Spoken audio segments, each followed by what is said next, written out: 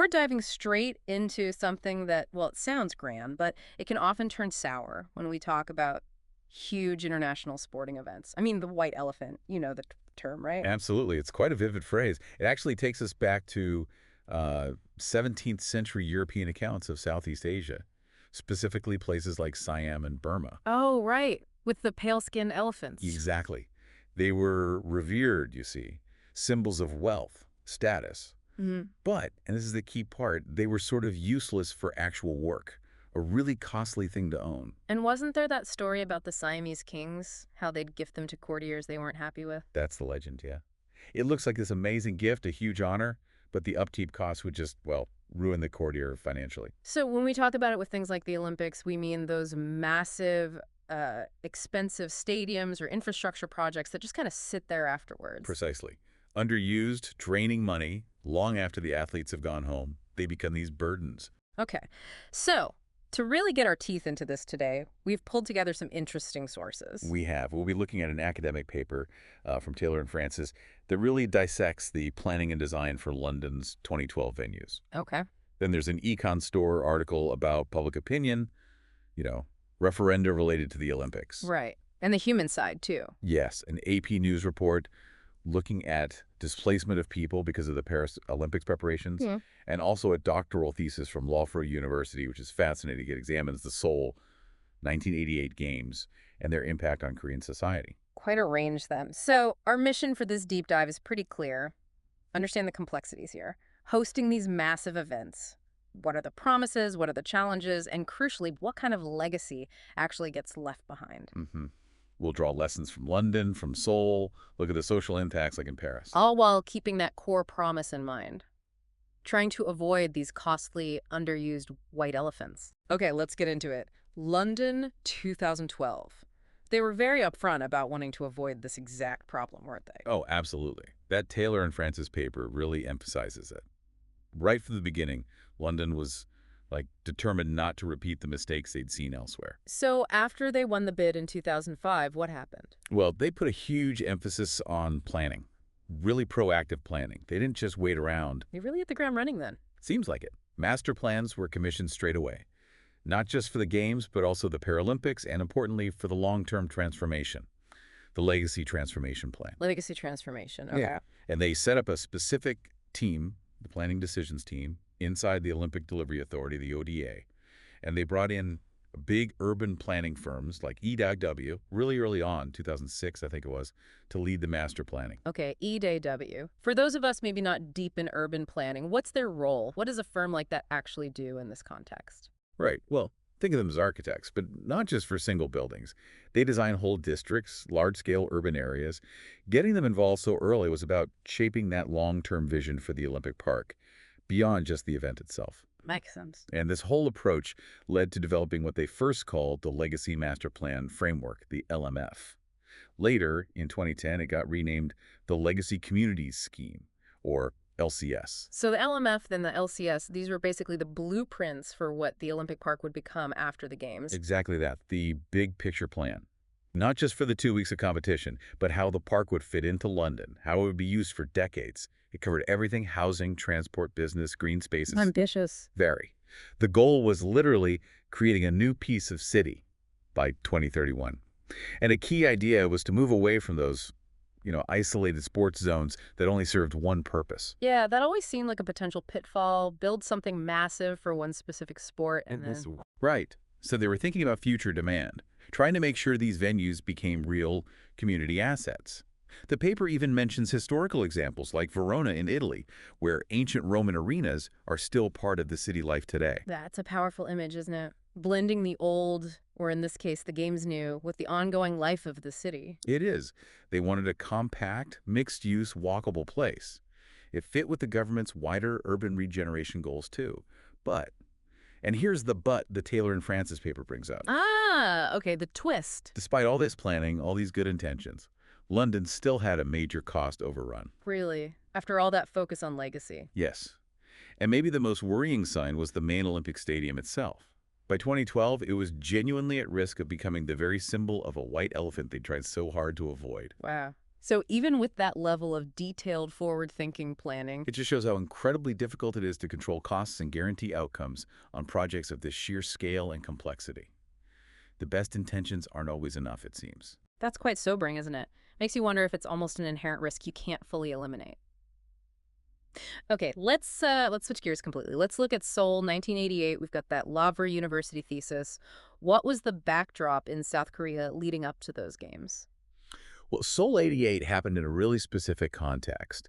South Korea back then was still grappling with the legacy of its division, the Korean War, and it was going through this period of incredibly rapid economic growth, often under, let's say, authoritarian leadership. So a nation really in flux at that point. Definitely. And the thesis makes a really interesting argument. It says that for South Korea, hosting the Olympics actually served its interests remarkably well politically, economically, culturally, even in sports. So a catalyst. It's a major catalyst, yeah. Yeah. It accelerated the country's modernization and really helped it emerge onto the global stage. That sounds like a very different story from the kind of challenges London faced, even with their planning. So for Seoul, the games were more than just sports.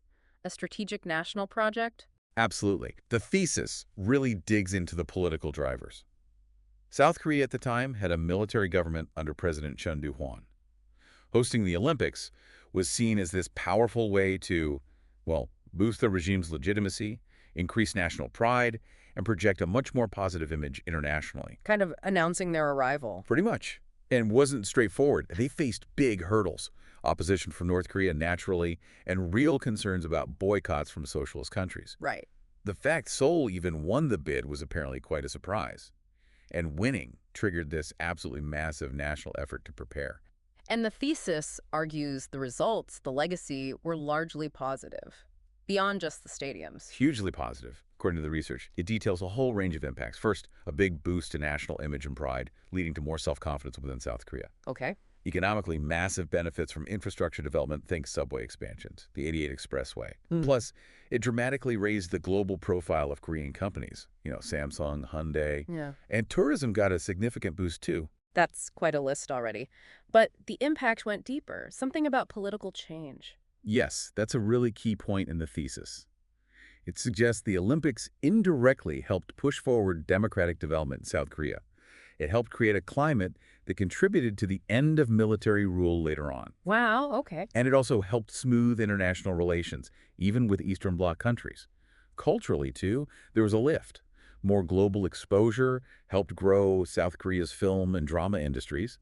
And, of course, a huge leap in elite sports performance because of increased government and business support. So the Seoul experience really highlights something important, doesn't it? I think so. It shows that when a host nation has these really significant national development goals already in place, goals that align with the kind of infrastructure and global spotlight the Olympics bring, well, the potential for a truly transformative legacy seems much higher. As opposed to maybe just hosting for prestige alone. Exactly. That seems to be a crucial difference. So, Seoul Story sounds almost like the anti-white elephant scenario, a strategic investment that paid off across the board. Okay, but let's bring it back to the present and a really critical, sometimes overlooked element, the human cost. That AP News report about Paris 2024, it paints a pretty concerning picture, doesn't it? It really does. According to the local groups cited in that report, preparations for the Paris Games have led to nearly 20,000 people being displaced. 20,000, that's huge. It's a staggering number, and it apparently includes over 4,500 children.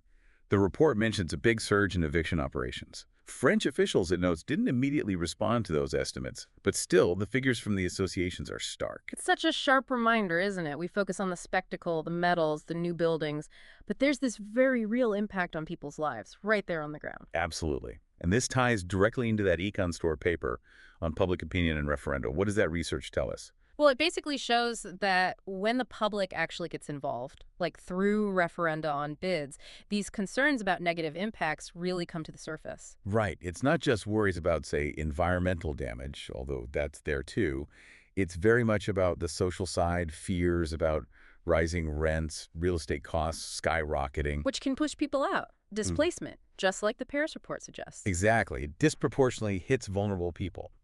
So it raises this fundamental question. How do you balance these immediate, often harsh social costs against potential long-term benefits? It's a real tension. You might have reports like that one from HLB International pointing to potential long-term economic gains, infrastructure, tourism, maybe jobs. But the immediate pain of displacement or neighborhoods changing drastically, that's felt right away.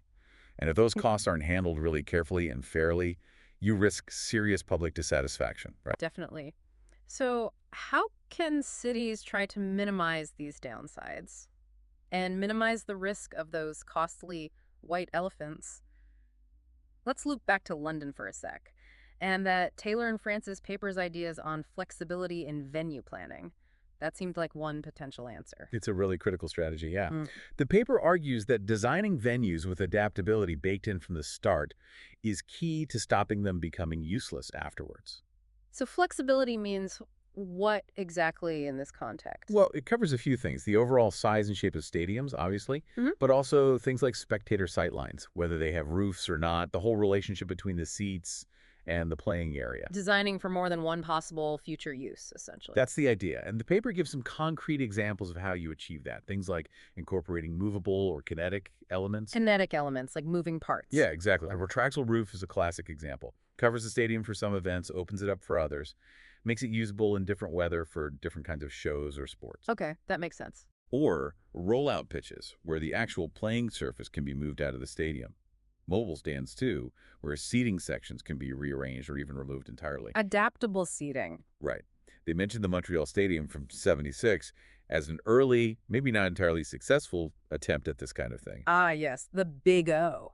Ambitious, but had its share of problems long term. It did.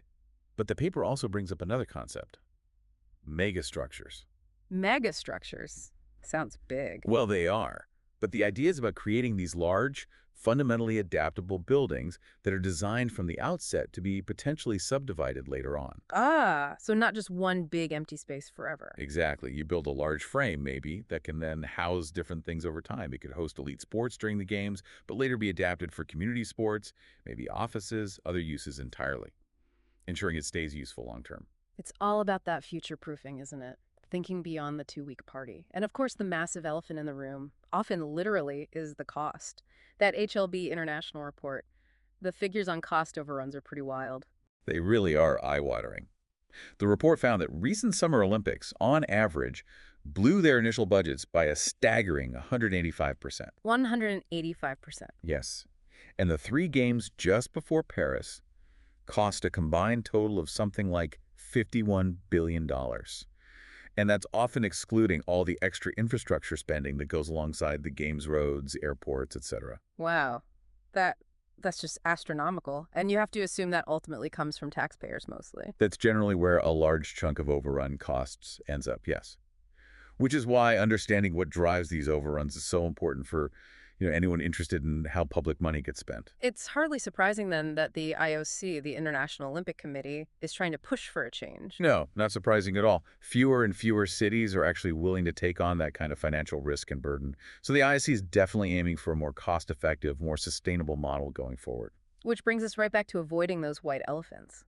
Financial sustainability has to be absolutely central to a successful legacy, doesn't it? It's fundamental. Hmm. Without it, the whole legacy promise can just crumble under the weight of ongoing costs. So we've covered a lot of ground today. We started with the whole idea of the white elephant, where it came from. Then we looked at London ambitious plans, but still facing challenges, especially with cost and the stadium. Then the contrast with Seoul, where the games really seem to act as this powerful engine for national development across many areas. But then the critical reminder of the human cost with the displacement issues highlighted around Paris. And we talked about potential solutions like flexible venue design, the megastructure concept, and the absolute necessity of getting costs under control. It really shows this complex dance, doesn't it? Between the huge ambition, the potential upsides of hosting, and then the very real risks and challenges in making sure it actually benefits the host city and its people in the long run. It's definitely not simple. There are no easy formulas here. Which leaves a really important question for you, our listener, to think about. When you consider all these different stories, London's struggles, Seoul's success, Paris's social costs, the IOC's push for change, what does a truly successful and sustainable legacy actually look like for one of these huge events? And how can cities best walk that tightrope between chasing global prestige and actually meeting the needs of their own communities? What responsibility do the city's bidding and the IOC itself have to make sure those initial grand promises turn into real, long-lasting benefits without just creating new burdens? Yeah, lots to mull over. It is. We hope this deep dive has given you some food for thought.